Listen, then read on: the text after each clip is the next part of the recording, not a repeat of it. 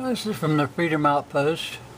Guard who ignored Parkland shooter was caught sexually harassing the victim a year before. Never fired. June 17th, 2018. There's a reason I'm going here, people.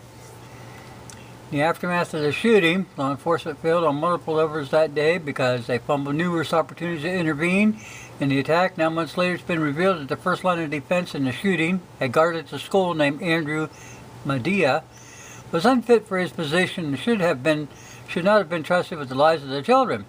He's been criticized for not taking proper action during the attack, so on and so forth.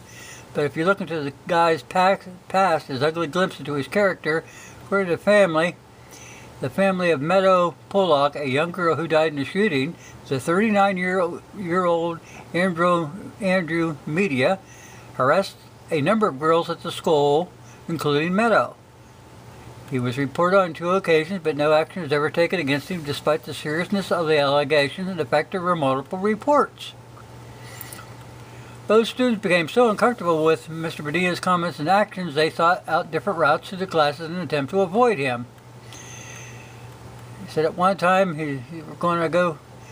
He said the kids were going for the weekend. He wants me to come over and wants to buy drinks for me, and I can't tell anyone. The girl added she doesn't have a voice anymore, so I need to be that voice for her because a man should not be able to work on a school campus.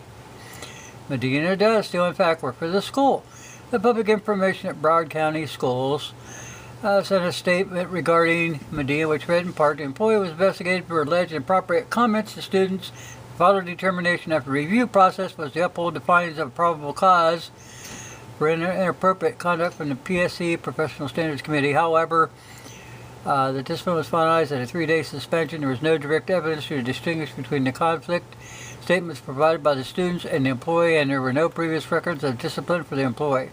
He continues to work at a reassignment away from Marjorie Stoneman Douglas School on a non-school work location until further notice. However, according to investigation that followed the reports against Medea's security camera footage did confirm aspects of one of the girl's stories.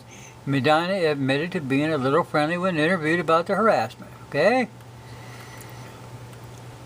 And Meadows' family is still shocked that he still has a job. The school board still elects to reassign him. It's mind-boggling. They're upset that no one in this country is being held accountable for what happened. Not one person has lost their job.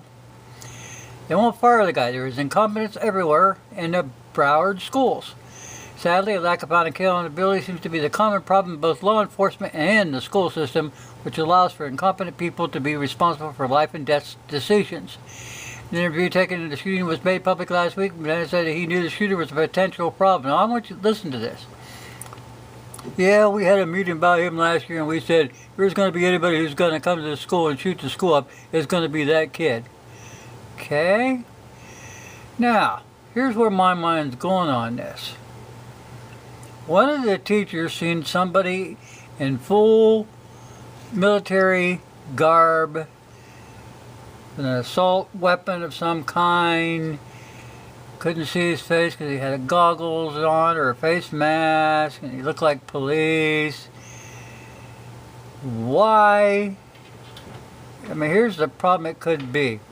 Maybe this cop, who almost got fired, had a hard-on for these kids and decided, I'm going to teach them a lesson. So he calls Cruz up and says, hey, can you meet me over at the school? Yeah, man. So one of the first people killed in there was this Meadows Pollock girl, if I remember correctly. Meadows family, yeah. She was one of the first ones that was killed. Now, a guard would know where all the security cameras were. He'd also know how to turn them on, turn them off, reset timers, all kinds of good stuff. And there's a real good chance this guy could have been a shooter. And getting Cruz over there for some kind of a thing or another, just puts Cruz in the right place at the wrong time. And this guy here might have gotten away with murder. It's just something to think about. Points to ponder. That is, because they've never saw any We never saw any pictures of Cruz in military garb of any kind. No, it doesn't add up. When you start adding things up in your head, it doesn't make sense. And Cruz, he might be a dangling puppet. Kid that's high on drugs doesn't know what the hell he's doing anyway. But he made a good scapegoat. Okay, like I said, this was on news. I couldn't pass it up because it's just something that just starting to make more sense now, if you know what I mean. Okay, thanks for watching.